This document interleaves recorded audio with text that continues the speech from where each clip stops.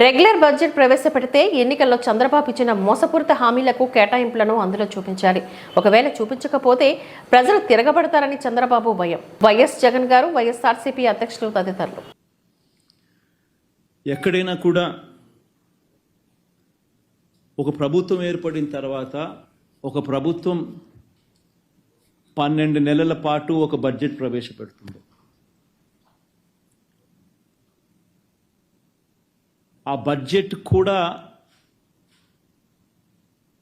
7 నెలలు 12 నెలల కాలంలో ఏకంగా 7 నెలలు రెగ్యులర్ బడ్జెట్ కూడా ప్రవేశపెట్టలేని అధ్వానమైన పరిస్థితిలో ఈ ప్రభుత్వం ఉంది అని అంటే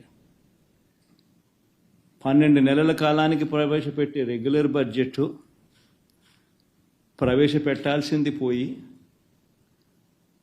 ఆ 12 నెలల కాలానికి సంబంధించిన కాల వ్యవధిలో ఏకంగా 7 నెలలు ఓట్ ఆన్ అకౌంట్ బడ్జెట్ మాత్రమే ప్రవేశపెట్టే అధ్వానమైన పరిస్థితిలో ఈరోజు రాష్ట్రం ఉంది అని అంటే రెగ్యులర్ బడ్జెట్ ప్రవేశపెట్టే ధైర్యం కూడా చంద్రబాబు నాయుడు గారికి లేదు అని అంటే ఎంతటి దారుణమైన పాలన సాగుతూ ఉంది అని చెప్పడానికి ఇదొక గొప్ప నిదర్శన. నిజంగా రెగ్యులర్ బడ్జెట్ అంటూ తాను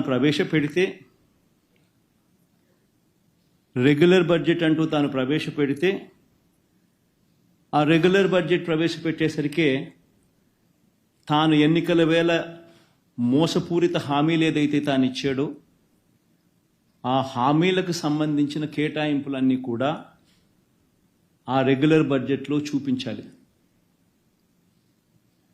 ఆ రెగ్యులర్ బడ్జెట్లో తాను సూపర్ 6 అంటూ సూపర్ 10 అంటూ తాను చేసిన ఆ మోసపూరిత హామీలకు సంబంధించిన కేటాయింపులు బడ్జెట్లో కనపడకపోతే ప్రజలు రోడ్డు మీదకి వస్తారని ప్రజలు గలం విప్పుతారని అని చెప్పి ఏకంగా ఆ పరిస్థితి రాకూడదు అని తాను రెగ్యులర్ బడ్జెట్ ప్రవేశపెడితే ఆ రెగ్యులర్ బడ్జెట్లో volume 6, volume 5 which talks about రాష్ట్రానికి సంబంధించిన అప్పులు ఎంత ఉన్నాయి, స్టేట్ గవర్నమెంట్కి సంబంధించిన గ్యారంటీ డెట్ ఎంత, ఇటువంటి అంశాలు కూడా ఆటోమేటిక్లీ మెన్షన్ చేయాల్సి వస్తుంది. ఒకవేళ మెన్షన్ చేస్తే తాను అబద్ధాలు చెప్తా ఉన్నటివన్నీ కూడా ప్రజలకు తెలిసిపోతుంది అని అది కూడా చేయలేని అది కూడా ఇంకొక కారణంతో ఏకంగా రెగ్యులర్ బడ్జెటే పెట్టకోకుండా చంద్రబాబు నాయుడు గారు దాటవేస్తూ ఉన్న ధోరణి. నిజంగా ఎవరైనా కూడా రెగ్యులర్ బడ్జెట్ ప్రవేశపెడితే పథకాలకు సంబంధించి మేనిఫెస్టోకు సంబంధించి ఆయన ఇచ్చిన హామీలు ఏమిటి,